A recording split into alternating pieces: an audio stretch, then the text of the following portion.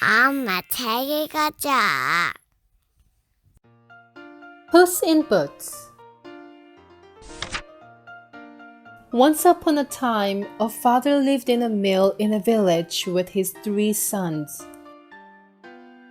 One day, the father became very ill.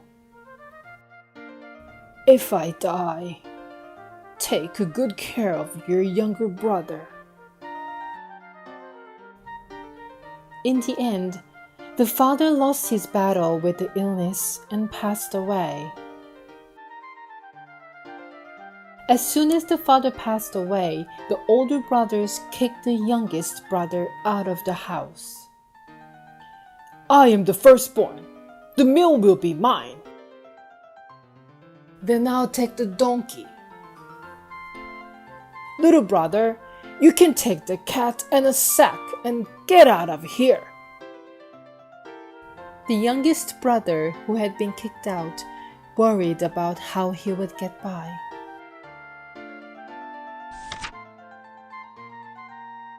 "How am I going to get by now?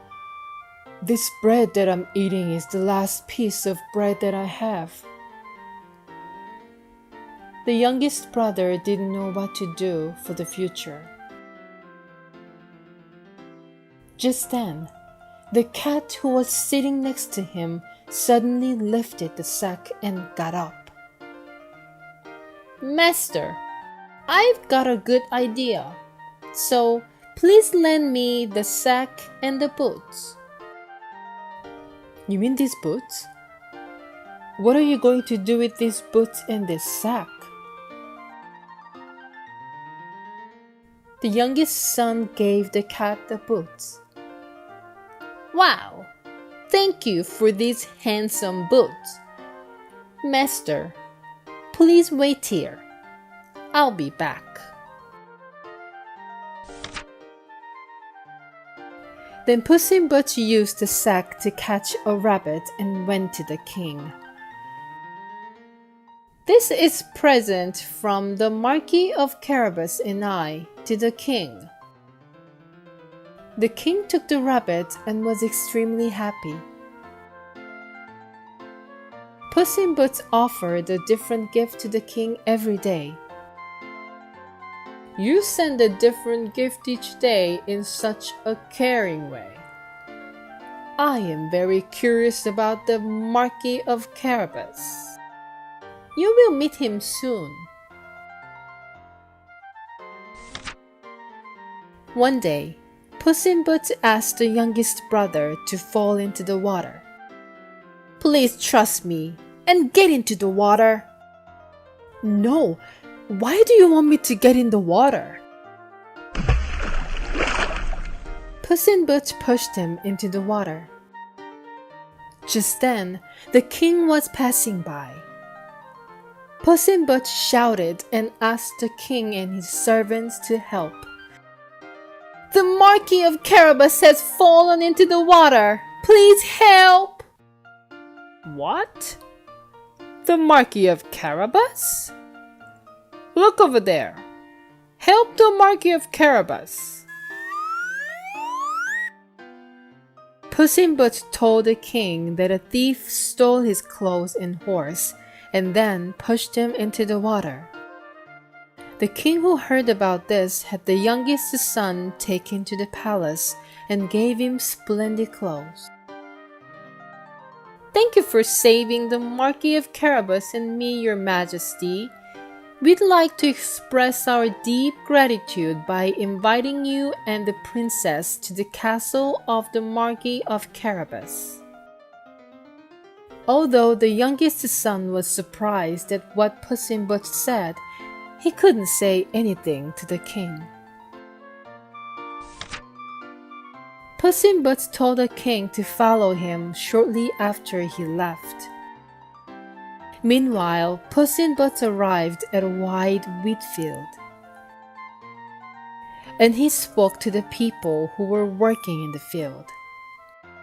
"I'm going to put an end to that nasty giant in the castle. So, when the king arrives, tell him that all this land belongs to the Marquis of Carabas."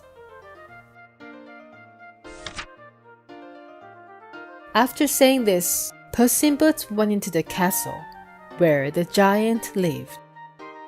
How dare you set your foot in here? What a reckless cat! As the monster saw Puss in Boots, the sound of his laughter filled the castle. Giant, I've heard that you can transform better than any other in the world. I wonder, can you transform into an elephant? Puss in Boots calmly sweet-talked the giant. Ha ha ha ha ha! Just an elephant! The giant suddenly transformed into an elephant. Wow, that's amazing! Then, can you transform into a lion? As soon as Puss in Boots said this, the giant transformed into a lion. Finally! If you can transform into a mouse, I will tell all the people in the world that you are the greatest at transforming in the world. A mouse? Just a mouse?